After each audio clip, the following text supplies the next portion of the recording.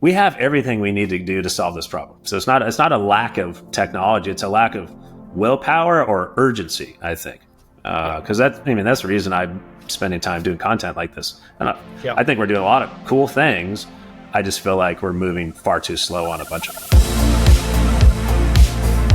I will say, like, in terms of what's needed additionally or to happen faster, and my strong belief is it's not an unknown problem. Like, when we talk about those 50 billion tons of GHG emissions, you can actually point to 100 corporations globally that are responsible for 70% of that. Oh, yeah.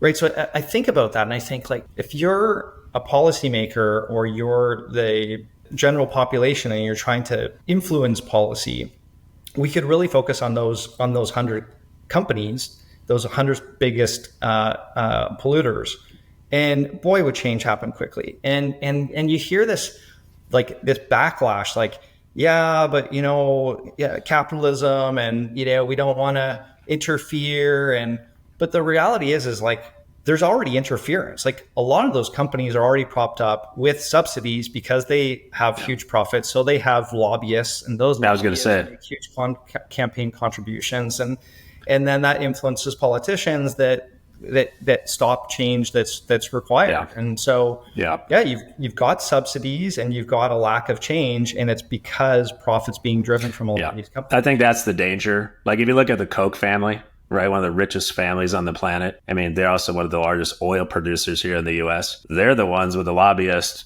in DC saying climate change is a hoax, stop doing it, right? And so, I agree fundamentally. Go after the biggest companies that are, because I think manufacturers need to have some level of accountability on the product they're producing. And today there really isn't. Like, if Coke wants to go produce 100 million plastic water bottles, great. Nobody cares, whatever. And so I think, at least in the US, that's always the challenge, is those top 100 companies have so much power, and the lobbyists. And so if they want to slow down innovation cycles, they can actually make an impact, versus this up and coming startup that could have a huge impact. They have a lot of headwinds to try to get into the ecosystem. But back to the point, we have everything we need to do to solve this problem. So it's not a lack of technology. It's a lack of willpower or urgency, I think. Because that's the reason I'm spending time doing content like this. And I think we're doing a lot of cool things. I just feel like we're moving far too slow on a bunch of them. A little bit closer to what we're doing.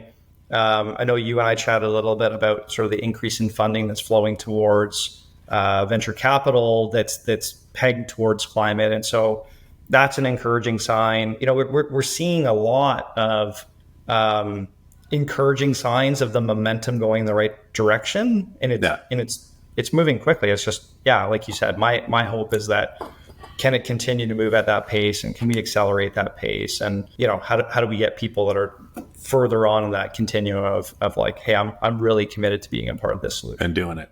Are there certain areas at your firm that you, like I said in the very beginning of the call, if you try to boil the ocean, it feels like, man, it's just too many rocks going up too many hills? But are there certain areas you're like, hey, I'm really passionate about this. I think this is going to be a big market in the future? Yeah, we're probably a little more pragmatic than some venture capital funds. I mean, obviously venture capital is it's sort of a home run type business, and people look at that power law of, you're going to get 1 in 10 or 1 in however many of your portfolio companies that's going to go really big, and that's actually going to create the majority of the profits.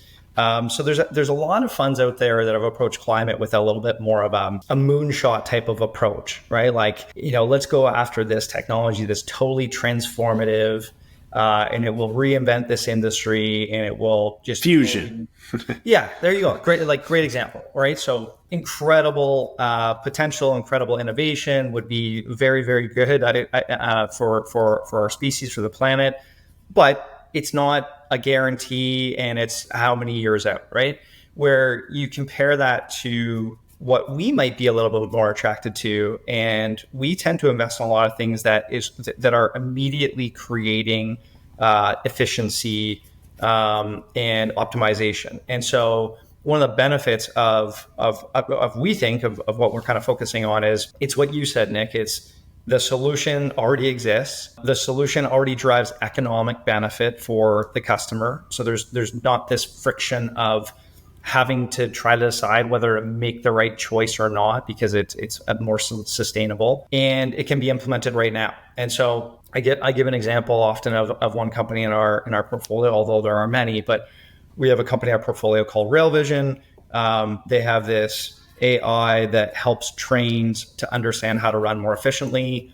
The result is greater than 10% savings in diesel fuel burn, which has a direct correlation to GHG emission reduction, but also has a direct correlation to savings on their second most expensive line item in their P&L, which is fuel, right? So you call up any railway and you say, you can use this tomorrow and it will work, and you'll immediately start paying 10% less in fuel. And by the way, you can also report out this benefit from an environmental standpoint. Yeah, no brainer.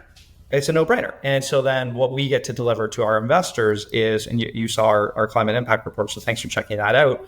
But it's GHG emissions that have already been able to be averted. So we're at about 500,000 right now, which is really cool. I mean, we're a tiny venture capital fund with a small portfolio, and we're very early in doing this, and nowhere close to the scale that we want to achieve in the coming decades. But already to be able to have been an integral part, to be an important part of averting 500,000 tons of GHG emissions is it's really exciting and encouraging for us.